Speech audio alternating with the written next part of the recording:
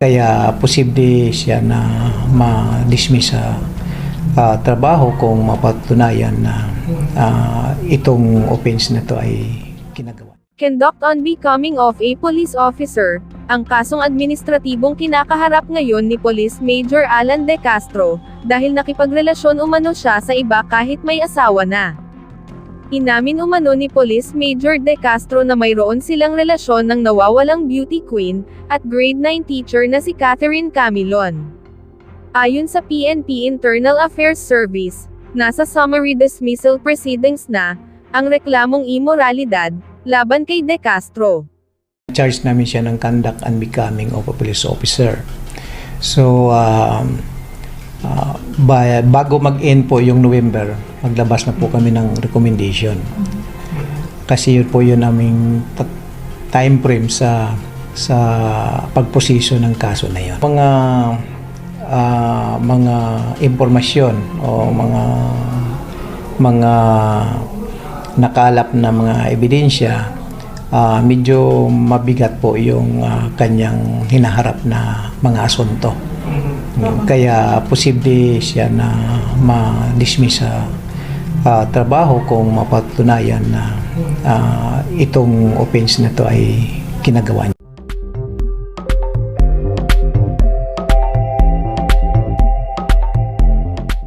Ito ang unang pagkakataon umano na inamin ni De Castro ang pakikipagrelasyon sa nawawalang guro at beauty pageant contestant mula sa Batangas. Batay umano sa pakikipag-usap ng CIDG Region 4A sa pamilya ni Camilon, lumitaw na dati nang inireklamo ng biktima si Police Major De Castro dahil sa pisikal na pananakit nito. Samantala, nalaman din ng mga otoridad na minsan na rin daw kinausap ni Catherine ang asawa ng Police Major tungkol sa umano'y relasyon nila. Napag-alaman din ng kapatid ni Catherine Camilon, na inamin na ni Catherine sa legal wife ang kanilang relasyon ng Police Major. Nakuha ng kapatid ang impormasyong ito, mula mismo sa conversation ni na Catherine Camilon, at sa isa pang kandidata ng Miss Grand Philippines.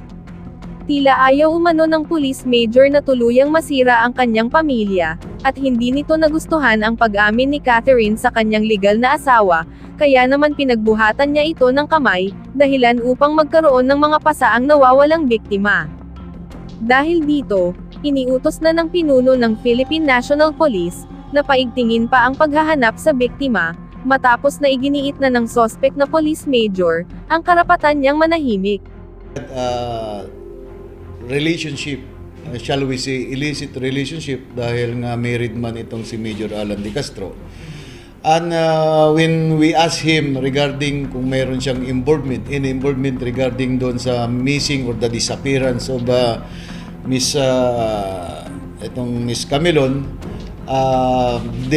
he immediately answered to us that he invoked his right to remain silent. Nang ni Chief PNP sa kanya, dahil nga nagsorry nga for dragging the name of the organization, sabi ni Chief PNP, it's your personal problem, ginawa mo yan, hindi naman work-related yan yung pinapal nila. Harapin mo bilang tulad ng isang lalaki. Samantala, pagproseso sa mga nakuhang ebidensya sa sasakyan na pinaglipatan umano kay Catherine Camilon, inaasahang masisimulan na. Nakuhanan na ng DNA sample ang pamilya ng beauty queen. Ito ang kinumpirma ni PNP CIDG 4A Chief Police Colonel Jacinto Malinaw Jr. Ayon kay Malinaw, sumailalim ang mga magulang at kapatid ni Camilon sa buccal swab collection ng Batangas Forensic Unit kahapon.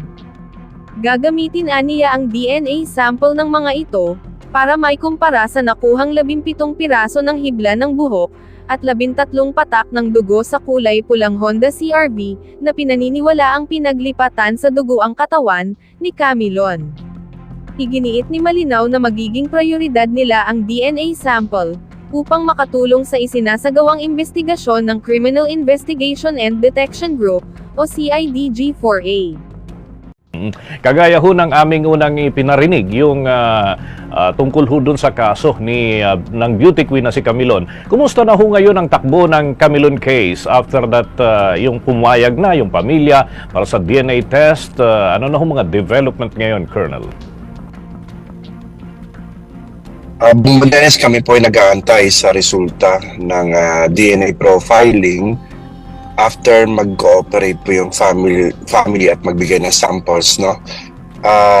We are hoping na if ever in the positive ang magiging comparison, mabubuo natin yung tinatawag na corpus delicti nomen, na meron talagang nangyaring, for example, if ever, meron talagang murder na nangyari. No? Kagaya ng nauna natin nasampa na kidnapping and serious illegal detention, baka po ma-appreciate ng prosecutor office, if ever, sabi ko nga, if ever na maging positive yung comparison, establish natin na merong pagpatay, no? Yun po ang ating inaasahan. If ever in the negative po na hindi magkaano, ay patuloy po kaming hanggang sa ngayon ay naghahanap po ng ibang ebidensya na maaring papunta doon sa gusto nating sa initial assessment natin ay hindi lang to kidnapping and serious illegal detention, kundi pagpatay. Yun po ang ating way forward natin, Bombo. Okay. Ilan ho ba yung mga personalities na iniuugnay dito so far, batay ho sa inyong mga initial na hawak na ebidensya, Colonel?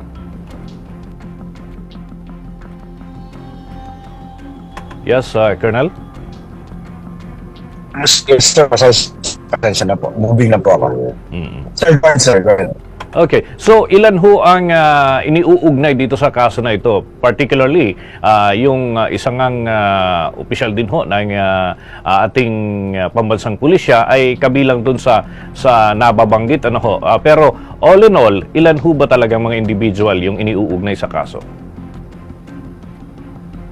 Bali po sila sa dyan si Major Alan Di Castro at saka yung isang na-identify na nagmamando doon sa pagsali ng isang tila lifeless na babae from the Nissan Juke to a Red CRV. Kadalawa ang hindi kilala na hindi lang naaninag ng ating mga witnesses. Bali, apat po lahat, Bombo Dennis. Apat, okay. May tanong din po ang aking katandem dito si Bombo Alaysa Clarinal. Bombo Alaysa with your question. Okay, pasintabi po sa lahat ng hanay ng kapulisan, Colonel, dahil hindi ho ba nabibigyan ng special treatment yung mga sinasabing karelasyon na pulis, knowing na nasa kustodiya din ho siya ng kapulisan, Colonel? Ma'am, paulit po ma'am, medyo naputo lang po sandali. Okay, Colonel, maitanong ko na rin po, hindi ho ba nabibigyan ng special treatment yung sinasabing karelasyon po na pulis nitong si Camilo, knowing na nasa kustodiya ho siya ng kapulisan? Sa aking pagkakaalam, ma'am, ay hindi naman po at hindi po namin salaw yan. Siya po ay nasa kustodiya ng Police Regional Office 4A sa pumuno ni Brigadier General Kenneth Lucas. At kami naman po, anytime na pwede naman ipatawag ay pwede po, readily available naman po siya dahil nasa loob lang po siya ng kampo. Colonel, bukod po sa Philippine National Police, may ibang sangay din po ba ng pamahalaan ang pumasok na rin sa isinasagawa ho ninyong investigasyon? Sa aming pagkakaalam, ma'am, ay wala po at meron po kami tinatawag na Intergovernmental Office Courtesy. The moment na ang kaso ay hinawakan na isang investigation unit, ay pinagbibigyan muna ng pagkakataong ma-resolve or matapos yung investigation nila. Unless the higher authorities i-assign yung specific na kaso sa isang ahensya po. Okay, with that, maraming salamat po, Colonel Malinaw. At kami ho'y patuloy na makikipag-ugnayan sa inyong tanggapan para sa mga development sa kaso na ito. Thank you so much, sir. Thank you so much, Bombo Dennis and Bombo Aisa. Maraming salamat po. Para sa iba pang karagdagang mga balita ng Senior Buzz, ay mag-comment lamang po, mag-like at mag-share sa video na ito, at huwag po nating kalimutang mag-subscribe sa aming channel.